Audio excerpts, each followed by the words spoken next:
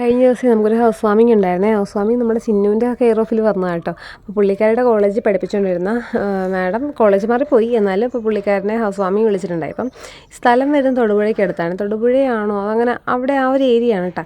നമ്മൾ ഈ കായലിൻ്റെയും കടലിൻ്റെയൊക്കെ നടുക്കിടക്കുന്നവർക്ക് ഇതൊക്കെ ഈ മലയും കുന്നും കാടൊക്കെ കാണുമ്പോൾ ഭയങ്കര കൗതുകമല്ലേ.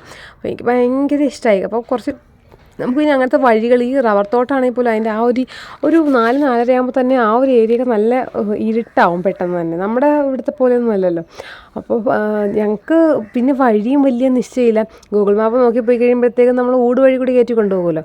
അപ്പോൾ ഇതായിരുന്നു കേട്ടോ വീട്. അപ്പോൾ നമുക്ക് ഭയങ്കര സംശയമായിരുന്നു, ഇത് തന്നെയാണോ ഇവരുടെ വീട് എന്നൊക്കെ വെച്ചിട്ട്. പെട്ടെന്ന് തന്നെ സാറും മാഡം ഇറങ്ങിയൊക്കെ വന്നപ്പോൾ നമ്മളിനെ ഓടിച്ചാടി അകത്തൊക്കെ കയറി എല്ലാ ഏരിയയൊക്കെ കാണുന്ന കേട്ടോ. കാരണം ഓപ്പൺ കിച്ചണാണ്, അതുപോലെ വർക്ക് ഏരിയ ഉണ്ട്. അത്യാവശ്യം നല്ല വിസ്താരമുള്ള കിച്ചണാണേ. ശരിക്കും പറഞ്ഞാൽ എനിക്ക് ഭയങ്കര ഇഷ്ടമായി. വീട് ഫുള്ളിലെ എനിക്ക് ഭയങ്കര ഇഷ്ടമായി കേട്ടോ.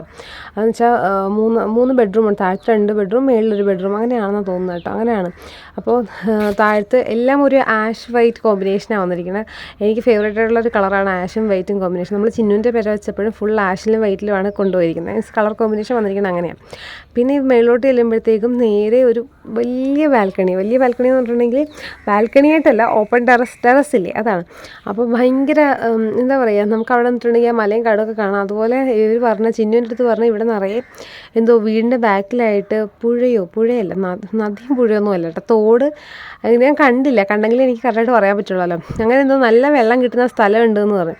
പക്ഷെ നമുക്ക് കാണാൻ പറ്റില്ല, കാരണം അന്നത്തെ കാര്യം ഇവർ നല്ല തിരക്കല്ലേ. പിന്നെ വൈകിട്ടായതുകൊണ്ടേ അധികമൊന്നും നമുക്ക് വീഡിയോയൊന്നും കിട്ടത്തില്ല. പിന്നെ ഈ കാണുന്നല്ല ഒറിജിനൽ ചെടികളാട്ടോ. അപ്പോൾ ഞങ്ങൾ അതിനെപ്പറ്റി കുറച്ച് ചർച്ച നടത്തിയായിരുന്നു. പിന്നെ എനിക്ക് പേഴ്സണലി ഫേവറേറ്റ് ആയിട്ട് വന്ന സാധനം ഇതാണ്. ഇതെനിക്ക് ഭയങ്കര ഇഷ്ടമായി. കാരണം എനിക്ക് ഈ ആട്ടുകെട്ടിലെ സംഭവം എല്ലാം ഭയങ്കര ഇഷ്ടമാണ്. വെച്ചിട്ടുണ്ടെങ്കിൽ ഊഞ്ഞാലൊക്കെ ഇല്ല, അതൊക്കെ എനിക്ക് വലിയ ഇഷ്ടമുള്ള സാധനം.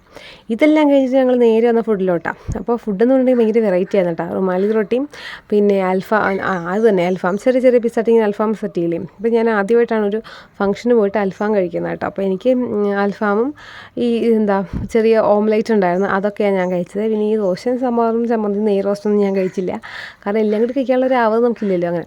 എന്നാലും ഞാൻ കുറേശ്ശെയൊക്കെ ടേസ്റ്റ് ചെയ്ത് നോക്കി. പിന്നെ ഏറ്റവും കൂടുതൽ എനിക്ക് ഇഷ്ടമായത് അവിടെ കുറച്ച് സാലഡ് ഉണ്ടായിരുന്നു. അപ്പോൾ അതെനിക്ക് ഭയങ്കര ഇഷ്ടമായി. സാലഡ് മയണൈസിന് പകരം എന്തോ ഒരു സോസ് എന്നിട്ട് വൈറ്റ് കളറുള്ള, അത് മയണൈസിൻ്റെ പകരം തന്നെയായിരുന്നു.